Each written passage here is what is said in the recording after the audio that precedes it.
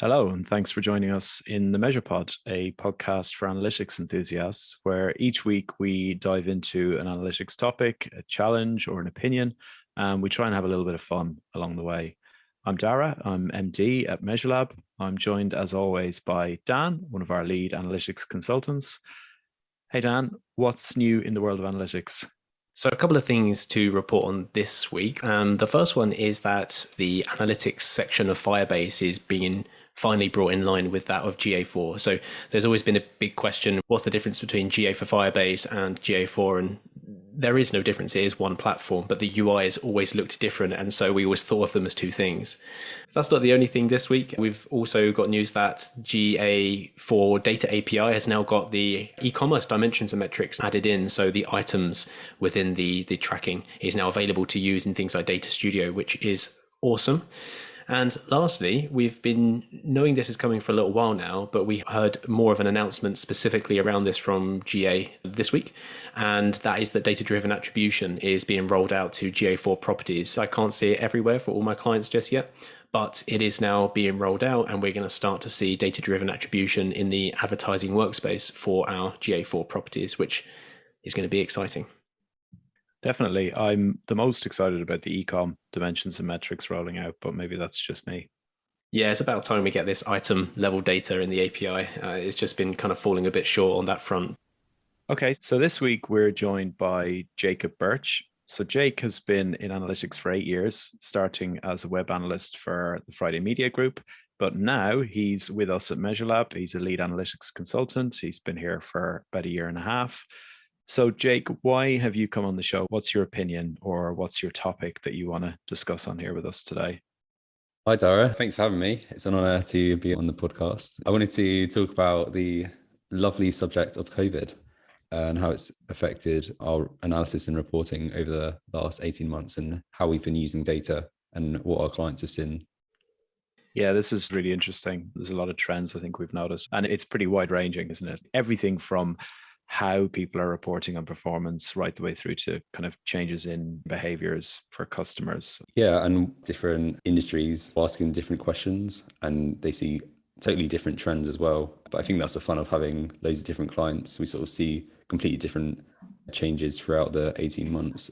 So let's get into it then, Jake. Open to you, really. What are some of the changes, or what are some of the trends that you've seen in terms of how COVID has affected the businesses we're working with in terms of their analytics data?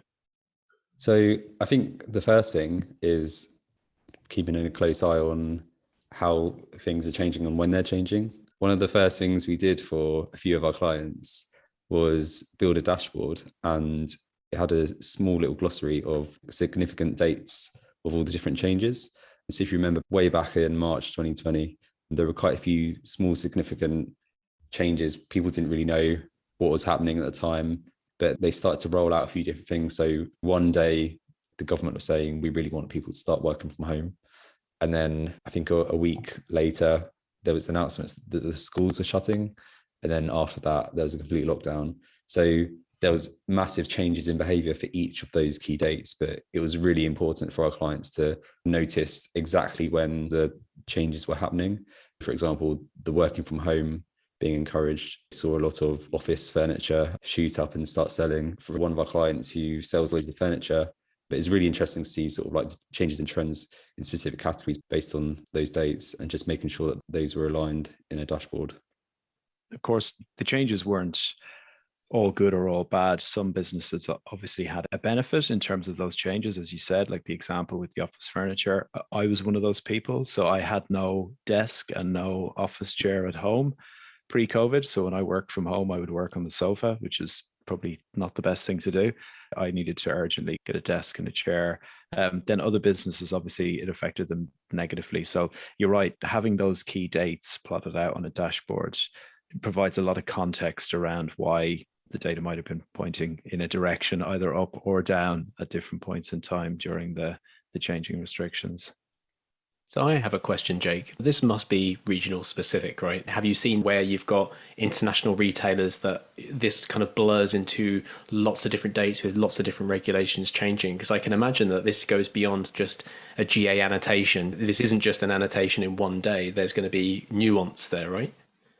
So yeah, when we're looking at regions that aren't the UK, so for example, APAC, which involves Japan, Australia, Taiwan, Singapore, they had very different dates for lockdown. So it's really important to make sure we annotated in a glossary the dates between those countries. And then we saw completely different shifts between those countries at different points. And it's also worth noting that within those countries as well, there were completely different lockdowns within cities. If you're looking at things like retailers in specific cities and looking at sales data there, it's really important to make sure you're looking at a city or a county level to see how that's affected the data as well. There wasn't just one set of dates for the whole world. Obviously, every country was completely different.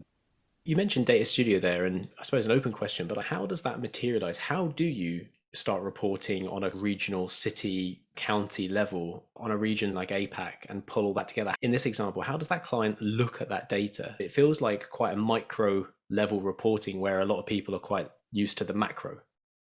When we were looking at those regions that did have different dates with different countries, we did just continue to have this roll up figure, but having the different dates where those countries went into lockdown, doing our analysis behind the scenes, that really helped us to tell the story as to why we were seeing different shifts. So for the clients I had, we didn't change the reporting view massively, but it just really helped our analysis when we were pushing those insights across. Jake, I'm going to bring up the big headache. So it's obviously had a massive effect on year reporting, which is what most businesses like to use.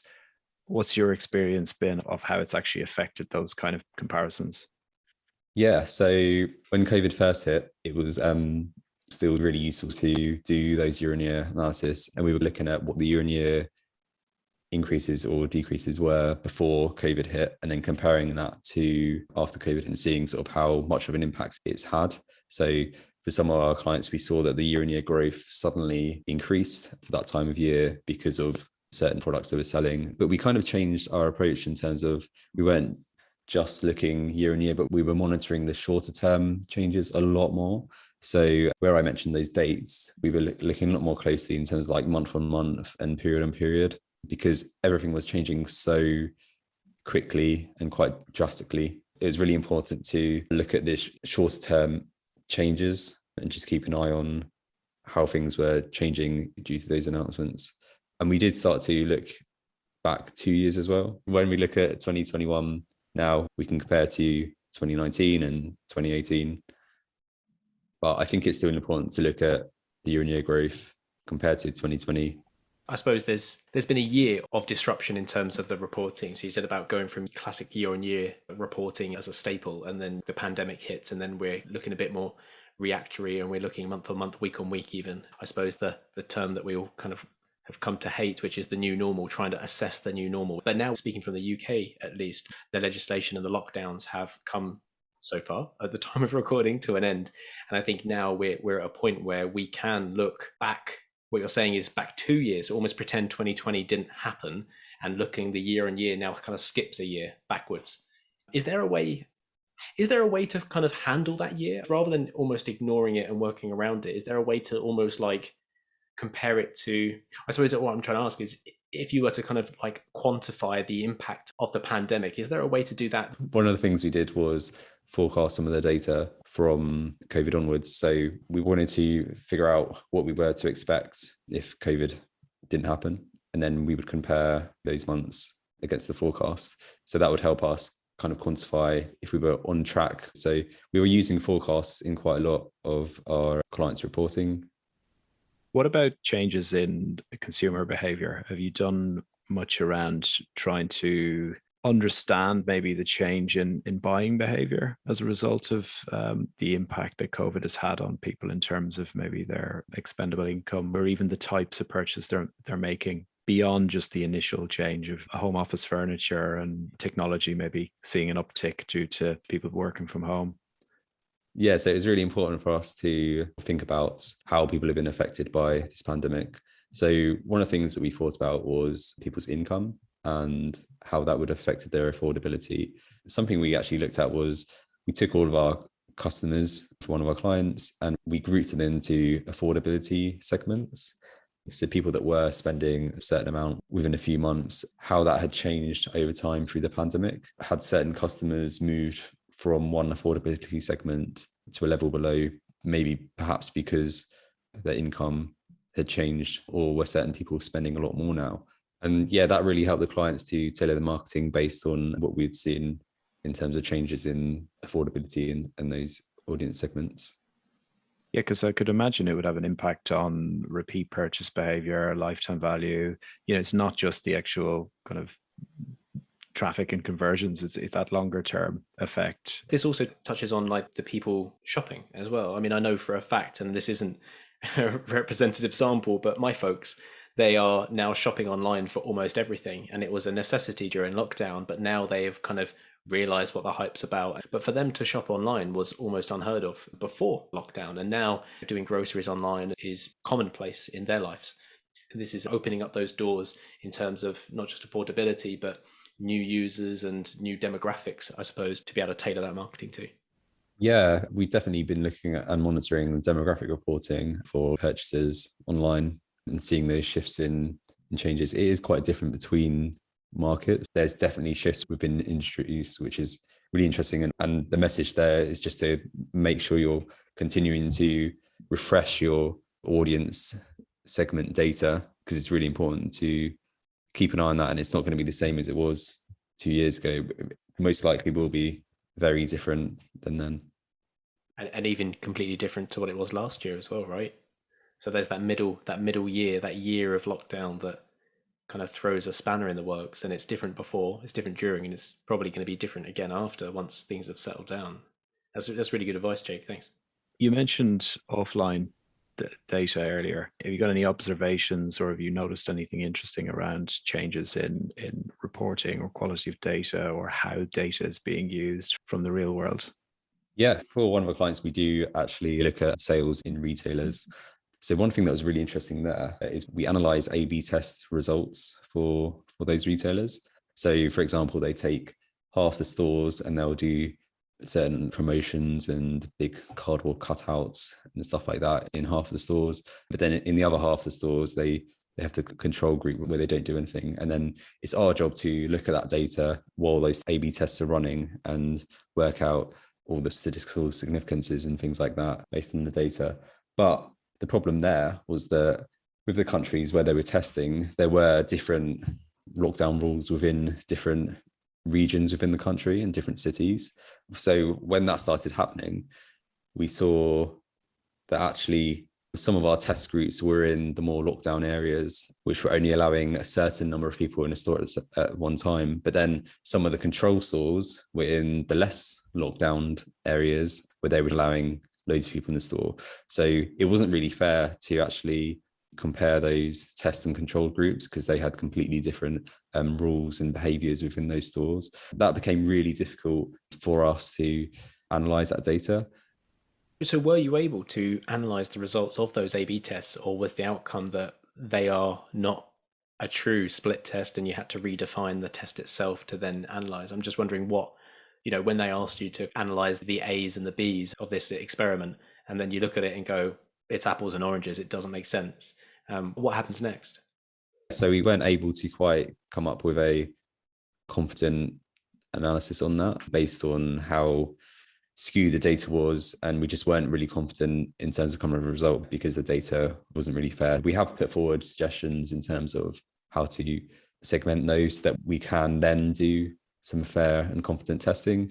They haven't quite been put into place yet, and they've kind of put the A/B testing on pause because the lockdowns are changing quite a bit in those countries that we're looking at, and because it takes them about 6 months to actually plan these tests. By the time the tests come around, the stores could be completely different in terms of what the rules are within those stores. I suppose it makes me think about A/B testing in general and how almost lucky the digital side has it, where it doesn't take 6 months to roll out. We can give them slightly unique experiences as people coming to the shop, which is a luxury that the bricks and mortar side doesn't have. But I'm just wondering now, maybe you got a clear winner from an experiment run just before lockdown to change a layout for a checkout page, for example. They go into lockdown and all the user behavior changes, and all of the experimentations we might have done just before or even during these lockdown periods. I'm just wondering how relevant it is to retest all of the tests that we might have just done and got a clear answer on, because we're now no longer confident that it's the same outcome, because we're just so unsure of user behavior and preferences now. Yeah, I think with stuff like A/B testing, it's always important to continually test the same thing. You don't just test it once and then leave it for 10 years.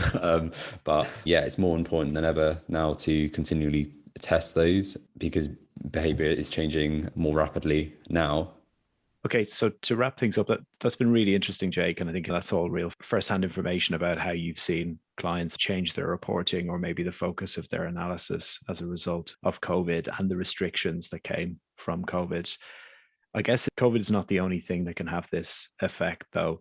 Things like the financial crash, or even just changes within an industry or for a particular business itself, can have a lot of similar effects. So maybe tell me if you agree or disagree with this, but the point is, all of this should constantly be up for evolution anyway. You can never really get complacent and think you've found that perfect formula for reporting. It doesn't just take COVID to knock your data out of whack. And really, whether it's testing or analyzing, you should be continually evolving that and try to make the decisions in the moment based on the information that you have, which is going to be an ever-changing picture. Yeah, that's a really great point. And I think it's set us up in terms of like processes of things going forward. So where you say industry changes happen, like having those dates down in a dashboard and things like that would really help with those sorts of changes, not just COVID. So there's lots of things that we can actually learn from this experience that we can use going forward, which is great. Okay, that takes us to the quote unquote fun part of the show. And you get the privilege, Jake, of telling us and our listeners what you've been doing outside of work lately to wind down. Great. So this isn't something I do on the regular, but I actually went to Amsterdam 2 weeks ago, which was really fun. Went to lots of museums, which was great. And then I got really ill after that for a whole week. But, you know, it was fun while it lasted. Yeah, I hear those museums in Amsterdam, they can make people ill. Yeah. I won't interrogate you any further, don't worry. How about you, Dan? So I live in Lewes, just outside of Brighton. That's actually where our Measurelab HQ is located. And it's actually smack bang in the middle of the South Downs. And that's just a lovely kind of hilly countryside region of the UK that's just awesome for hikes and walking. And so I've just been out both days this weekend for a good couple of hours, saw different friends, and eventually made it to a pub and then kind of headed home after a couple of hours hiking. So nothing super eventful, just managed to get out and connect with nature. And by nature, I mean go to a pub that's just a couple of miles away and walk back home. Go on, Dara, how about you? What have you been doing to wind down? Well, I mentioned on a previous show that I adopted a couple of tarantulas. So my latest adopted animal is a Brooks king snake, which we took home on Sunday. We actually went to see another snake that we're adopting, which is a bigger snake, a carpet snake.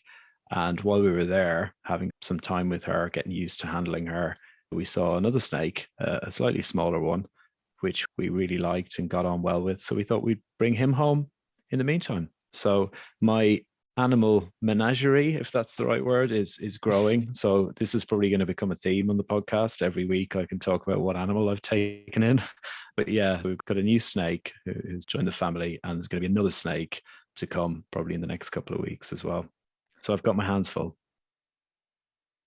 Okay, that's us for this week. As ever, you can find out more about us over at measurelab.co.uk.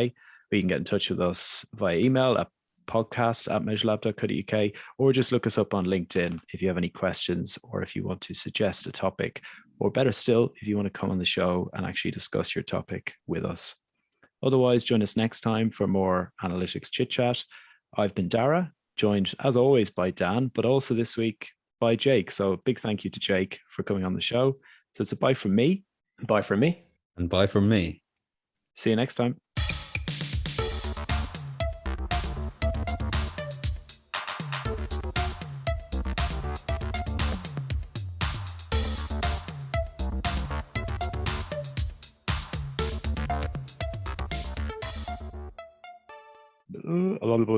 Let me try that again.